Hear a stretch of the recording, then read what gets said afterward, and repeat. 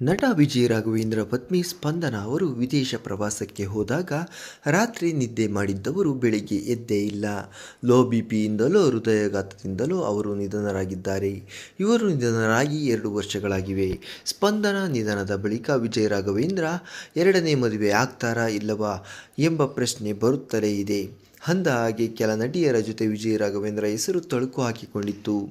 ನಟ ವಿಜಯ ರಾಘವೇಂದ್ರ ಅವರು ಕೂಡ ಸಾಕಷ್ಟು ಬಾರಿ ಮಾತನಾಡಿದ್ದರು. ಅವರಿಗೆ ಎರಡನೇ ಮದುವೆ ಬಗ್ಗೆ ಆಗಾಗ ಪ್ರಶ್ನೆ ಬರುತ್ತಲೇ ಇರುತ್ತದೆ.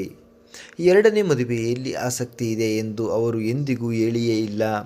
ಅಂದಹಾಗೆ ಕೆಲ ತಿಂಗಳುಗಳ ಹಿಂದೆ ವಿಜಯ ರಾಘವೇಂದ್ರ ಅವರು ಸುವರ್ಣ ನ್ಯೂಸ್ ಯೂಟ್ಯೂಬ್ ಚಾನಲ್ ಪಾಡ್ಕಾಸ್ಟ್ನಲ್ಲಿ ಹೆಂಡತಿಯನ್ನು ಕಳೆದುಕೊಂಡಿದ್ದು, ಹೆಂಡತಿ ಇಲ್ಲದರ ಬಗ್ಗೆ, ಜೀವನದ ಬಗ್ಗೆ ಮಾತನಾಡಿದ್ದಾರೆ.